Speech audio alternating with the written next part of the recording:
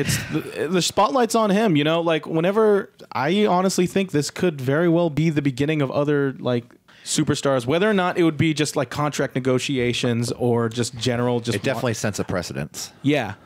Where it's, you have the Revival asking for their release. You have Mike Bennett. Like, I'm not saying they're at the level of Dean Ambrose, but then the fact that Dean Ambrose is able to make that splash into the news, like have that amount of eyeballs put towards him. Yeah. Like, imagine if somebody who's a little bit lower than Dean Ambrose make the same move, but then it further leverages them into the spotlight once more, considering, you know, with on the eve of AEW or just any other wrestling promotion, because we are, and I've said this multiple times, we are in an age of contracts where it's going to be a lot more long-term and exclusive from here on out. Like, if you sign a contract with AEW, you're going to sign like a 3-year, 4-year. I don't think so. I think it's. They've been signing people on 2 years or one. Okay, yeah, like one or two. Jungle Boy, I think, signed for a year. Yeah, but it's Jungle Boy. You damn right. With all due respect, motherfucking Jungle Boy. With all due respect to Jungle Boy, he's not Dean Ambrose.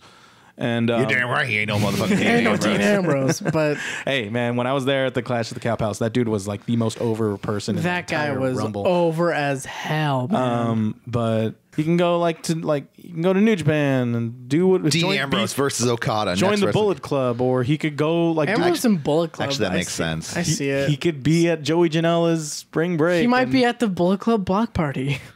I don't think. Tama Tonga might send him an invite. You never know. He might just be there. Hey, whatever. I'm not doing anything on Mania. It's fine. So like he could probably put it down again. You know? He's most likely just going to sit out his contract. Yeah.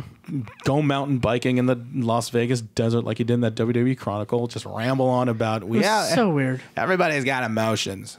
Like that's just the way roller coaster of life. Everybody. That's just he seems like he hates everybody. Like that's how he comes across. I don't think he doesn't hate everyone. I don't think he doesn't care about anyone. It was a very that was a moment in his life that was actually pretty serious. Like he almost died getting that surgery. He had MRSA that almost went to his bloodstream. So that's true. I honestly think like this injury really MRSA's not that bad. Okay. I had MRSA. Okay. Yeah, but did it ever reach your bloodstream? I don't know. They almost had to cut my foot off. Oh, and it's not. That wasn't that bad. Yeah, but so you'll be fine honestly with 1 foot, right, Korey? I mean, 1 foot. You don't need 1 foot like to run a podcast. It's fine. But Zach Gowen, this shit. But then, like you compare the Dean Ambrose of 2016 with that Stone Cold interview, and then you compare the Dean Ambrose who just went through life-threatening injury. Honestly, that could have played a huge part in the way he was promised a really big heel turn. That didn't go as planned. They made him do these promos about how much this city smells. I mean, he did say it in L.A., and I agree with him on that. And then he said, L.A. stinks. And then he said those lines, and like the fact that he was willing to say those lines, I was like, okay, this guy, he doesn't care, whatever. But apparently, he probably said it just to prove a point, to say how bad this was and how bad it reflects or poorly reflects on me. And citing being creatively frustrated. You don't really hear that much often when it comes to a WWE superstar, because like, let's face it, WWE is where creativity goes to die unless you were willing to bet your career on it, like a New Day. Best of luck to Dean Ambrose and all your future endeavors. I guess we'll see what he does. We'll see what he does. Hopefully, he make the AEW. Nick Gage, GCW. I don't think he's going to AEW. David Arquette, Nick Gage, Dean Ambrose. What do you think he's going to do? I just don't think he's going to be wrestling.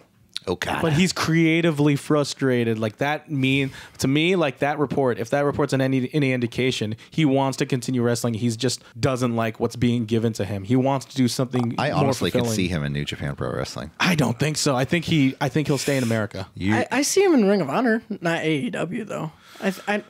Ring of Honor it seems so third place to me. I don't know. I mean, again, Ring of Honor has the money. Think about it. If Ambrose does go to it seems third place to you, correct? What?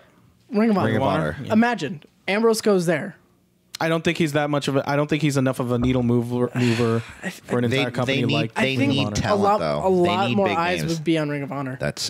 You're right in that point. There would be more eyes on that. Yeah, I am personally looking forward to Beer City Bruiser versus Dean Ambrose. That would be, you know what, you're a good guy. 7 stars. Forces. Dave Meltzer, Tokyo Dome, all the way, man.